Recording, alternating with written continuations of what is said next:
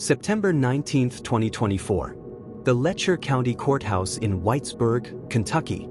District Court Judge Kevin Mullins was shot and killed at the Letcher County Courthouse. Letcher County Sheriff Shawn Stines was arrested and charged with murder in the shooting. This wasn't a random act of violence. The shooter was the county's top law enforcement officer, and the victim was his longtime friend and colleague. What happened inside Judge Mullins' chambers that day shocked this tight-knit Appalachian community to its core. Stines, 43, and Mullins, 54, were well known throughout the community. Police said they had shared lunch together with others at a restaurant near the courthouse hours before the shooting. Hours after eating lunch together, one man would be dead and the other arrested for murder. This is the story of a friendship that ended in gunfire and the mysterious motive that still haunts Kentucky. To understand what happened on September 19, 2024, you need to understand the two men at the center of this tragedy. Kevin Mullins was a district judge for the 47th Judicial District in Letcher County, Kentucky, since 2009. Following his appointment by former Kentucky Governor Steve Beshear, he was respected, experienced, and deeply embedded in the local legal community. Sheriff Shawn Stines was equally prominent in Letcher County. As the county's top law enforcement officer, he was responsible for public safety across this rural Kentucky community. These two men worked together regularly, moved in the same professional circles, and by all accounts, were friends. But beneath the surface of this professional relationship, something was deeply wrong. September 19, 2024, started like any normal day in the Letcher County Courthouse. Judge Mullins was conducting his regular duties. Sheriff Stines was handling his responsibilities. The two men even shared lunch together with colleagues at a nearby restaurant. Nothing seemed out of the ordinary. But that afternoon, Sheriff Stines entered Judge Mullins' private chambers. What happened next was captured on courthouse security cameras. Mullins was shot multiple times in his own office by the man sworn to protect the community. People in the courtroom wept as the footage was shown during a preliminary hearing for former Sheriff Shawn Stines, who is charged with first-degree murder. The video evidence presented in court revealed the shocking nature of what transpired in those chambers. The surveillance footage showed Judge Mullins being shot multiple times at his own desk. The execution-style nature of the shooting suggested this wasn't a spontaneous act of violence, but something calculated. Sheriff Stines then left the courthouse, only to return shortly after and surrender to authorities. Stines briefly left the courthouse after the shooting before turning around and voluntarily surrendering. Some stunning new video tonight coming into us of the moment that a Kentucky judge was gunned down in his chambers, allegedly by the local sheriff. We're going to show you a short clip of this video. It's from a surveillance camera. There is no audio. We have to warn you, it is disturbing. We're only going to show it once. In the footage you see here, the judge is, they're at close quarters there. The judge is seated, puts his hands up. You see the gun raised. What we're not showing you, of course, are the moments after. We've stopped the video here. The judge tumbles out of his chair. The gunman walks around the desk and then fires more shots. The video shown in court as prosecutors presented evidence of their case against the ex-sheriff now charged with killing that judge, Kevin Mullins. Shawn Stines has pleaded not guilty to the charges. Adrian Broaddus is joining us now.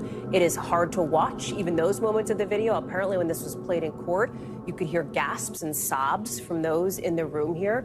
Talk us through where this case goes next and what else we're learning.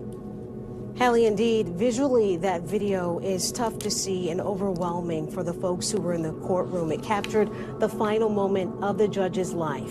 Inside of the courtroom, people wept as that video was played. His family looked away. Sitting behind the sheriff, his wife and daughter. His wife covered her eyes and looked away, and at one point, the sheriff wiped his eyes and started writing down notes on his notepad. The motive behind this shooting is still unclear, but during cross-examination, when Sheriff Stines' defense attorney was interviewing the lead investigator on this case with the Kentucky State Police, the moments leading up to the shooting and what happened was revealed. Take a listen. I was told that Sheriff Stines had tried to call his daughter and he had tried to call his daughter from the judge's phone also. And have officers confirmed that the sheriff's daughter's phone number was on Judge Mullins' phone? Yes. And we know before the shooting there was an exchange of phones where the judge came out in court yesterday, or excuse me, the sheriff had been trying to reach his daughter on his personal cell phone and then called his daughter from the judge's phone. Why that number was on the judge's phone is still unclear. The lead investigator did say he doesn't have any evidence that this shooting was pre-planned, Hallie. Adrian Broaddus, thank you very much for that and for staying on top of it. Thanks for watching. Stay updated about breaking news and top stories on the NBC News app or follow us on social media. As investigators began piecing together what happened, one detail emerged that would dominate speculation about motive: a phone call involving the sheriff's daughter. Court testimony revealed that just before the shooting, Sheriff Stines had tried calling his daughter from both his own phone and the judge's phone. The revelation that the judge's phone had the sheriff's daughter's number raised immediate questions. Why would a judge have a sheriff's teenage daughter's contact information? What was the nature of their relationship? New twist in the case of the Kentucky judge who was fatally shot on camera by a former sheriff. Turns out Judge Kevin Mullins allegedly had no relationship with the underage daughter of ex-sheriff Shawn Stines. Wasn't present, but when he was taken into custody, I was told by one of the other officers that were there that he made the comment, "They're trying to kidnap my wife and kid." Sitting shackled with his attorney for his preliminary hearing, the last time former Letcher County Sheriff Mickey Stines was in a courtroom, investigators say he shot and killed Judge Kevin Mullins. Have officers confirmed that the sheriff's daughter's phone number was on Judge Mullins' phone? Yes. The lead investigator testified, saying Stines and Mullins were alone in the judge's chambers after the two had lunch earlier that day. I was told that the judge made a statement to Mickey about, do we need to meet private in my chambers? The investigator says Stines took Mullins' phone and called his own daughter, whose number was in the judge's phone. He says Stines then shot the judge. Sheriff Stines uses his telephone to make some phone calls. He then borrows Judge Mullins' cell phone and appears to make a call on that. And that led to what you just saw. Stines' attorney argued that he should be charged with manslaughter. I've heard nothing that indicates that this is not, an example of an extreme emotional disturbance relative to the phone. But the judge agreed with the prosecutor there was enough probable cause for a murder charge. Evidence presented in this court today is that the judge was intentionally shot and killed, shot multiple times by the sheriff, and there's probable cause to find some grand jury murder charge. Yeah, I agree. DeAndrea Turner, WLKY News. Some had speculated that the phone exchange indicated some kind of relationship between the judge and Stines' daughter, which Bartley said is untrue. The sheriff's attorney and family vehemently denied any inappropriate contact between Judge Mullins and the sheriff's daughter. Bartley claimed the former sheriff tried to contact his wife and daughter multiple times that day because he genuinely feared their lives were in danger. Bartley stated this was because of alleged threats being made toward Stines due to what he knew about events that had happened. But what exactly did Sheriff Stines know? And what threats was he supposedly facing? And while no one's denying that he's the shooter, the defense calls it a moment of extreme emotional disturbance and says murder is the wrong charge. They won't even concede to manslaughter. I want to bring in News Nation investigative producer Allison Weiner. So great to have you here. I know you've been digging into this, Allison. All right, the grand jury indictment was just a few days ago. Stines said not guilty. That was his plea yesterday, but neither sheds any light on the $1 million question. Why? Why did this happen? What do we know? Well, we still don't know exactly why it happened, but I think the defense did give us a little bit of insight, pointing to the fact that a deposition that the sheriff had given just days before the shooting would be part of the defense. plus extreme emotional distress, you can see where we're heading with this. I mean, it's going to be an insanity defense of some sort, which means also that the defense is looking at he didn't plan to go in there and shoot the judge, which again begs the question, then why did he? So I have to say that the people I talk to are confused. They know both men. Everybody knows everybody. When I was in Kentucky and I was in Whitesburg where the shooting happened, and I went, you know, just sort of all over, they all professed to be in shock. They didn't understand why. But I think that we're beginning to see a little bit of details coming out. Not the stuff that you're seeing on Twitter or on social media, because everybody has an opinion about what the reason was, but some actual information I got from sources while I was there. Yeah, I imagine you said everybody knows everybody, and it must be so weird for everybody to see their sheriff in jail garb and handcuffed and coming in. What did you find out about the sheriff's family situation right before the shooting and how that might be a factor? Because I know that you found out some good information here. So what do we know? Well, it's really interesting, but several sources said that the sheriff was was kicked out of his home by his wife. They had some sort of a dispute the night before the shooting, and that was the reason that he was in plain clothes, because he wasn't able to have a uniform wherever he was, and that he showed up. When you see him in the judge's chambers, he's not wearing his sheriff's outfit, or sheriff's uniform, I should say. We also know that the sheriff on the day of the shooting had a lunch with the judge, and what gets left out of that story is the fact that there were other people at that lunch, and the sheriff attempted to bring up some subject. The judge stopped him and said, "Let's talk about it in chambers, come by after lunch." The sheriff then, we know about his movements, at some point went to see his daughter, and she didn't want to talk to him. So he then drove to the courthouse and he went to see the judge. And we do know from the facts that, from what has been released, that we know so far, that he picked up the phone and tried to call his daughter from the judge's chambers. She didn't answer. Then he used the judge's phone and she answered. So we have a situation where the sheriff had, domestic issues at home. Clearly, he was kicked out of his house. There's been some dispute from different sources about when it happened, but my sources are saying it was that night before the actual shooting, and he was in a great deal of distress. Allison, I want to go back to that lunch. The other people that were there that saw these two men eating a meal together, breaking bread. Did anybody say, was it heated? Was it strained? Did it seem normal? They said it seemed normal. I asked some of the people that were there. They said it seemed normal. There was no sign of anything. But what we're hearing, about the sheriff's demeanor is a little odd. Not from that lunch, but from the deposition.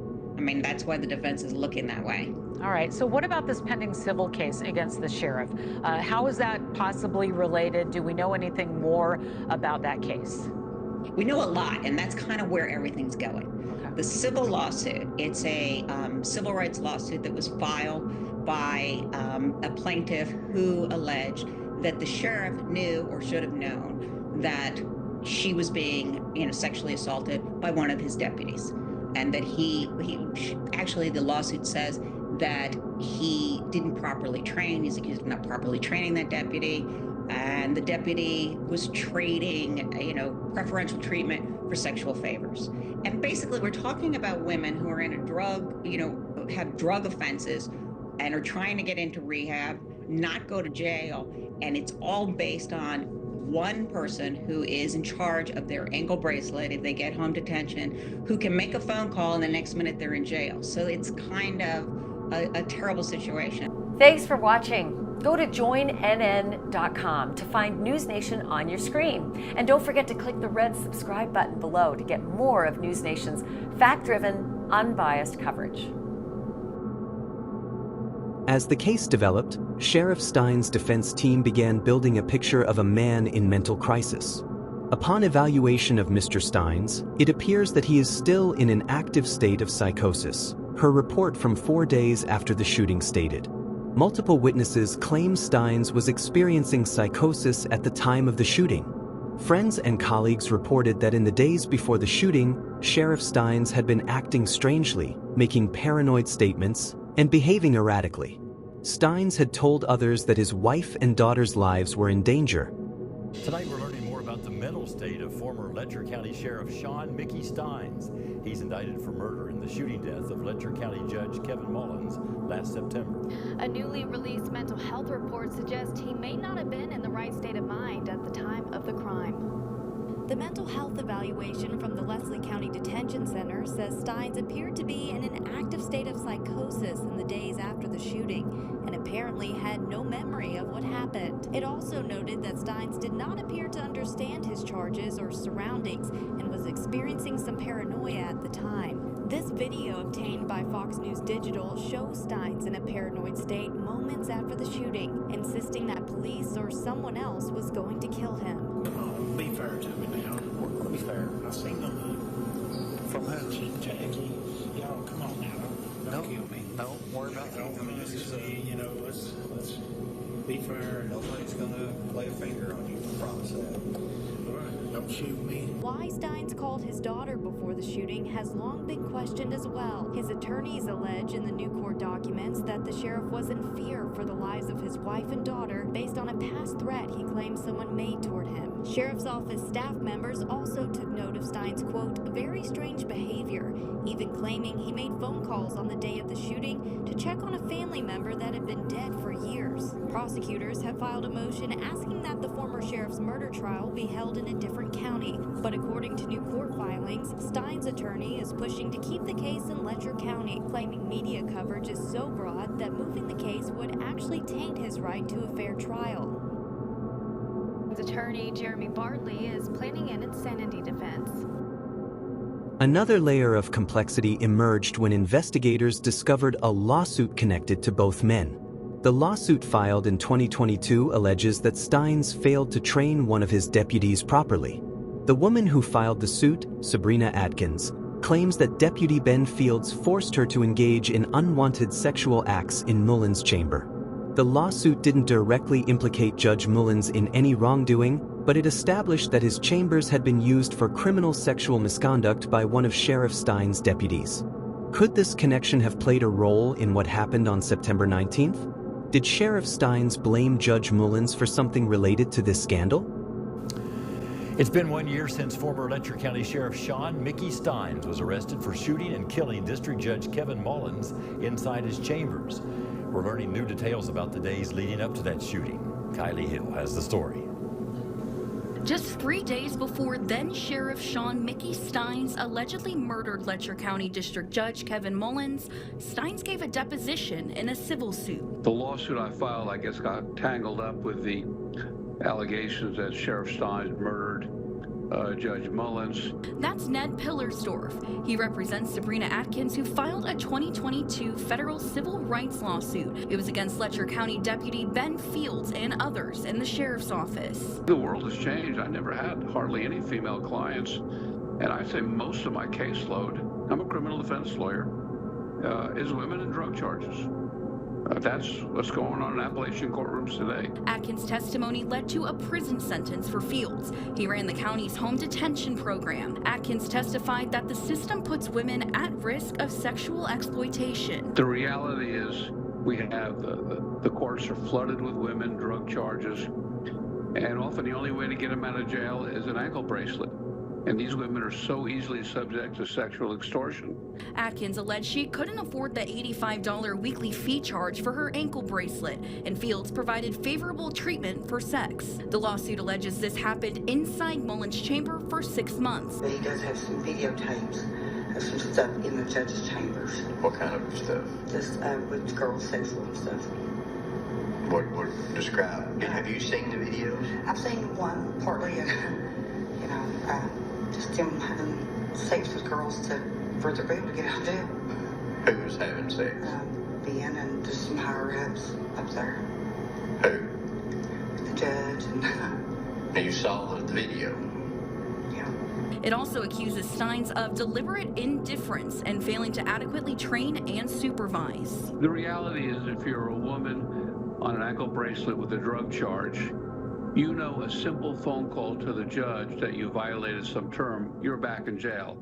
And these women know they won't be believed. 2 days after the suit was filed, Stines fired Fields, and later Fields pleaded guilty to several sexual felonies. Pillersdorf says, unfortunately, he doesn't believe what happened in Letcher County is an isolated incident. What I'm hoping to get out of all this is just to protect my female clients and other female criminal defendants. Kylie Hill, Fox 56 News.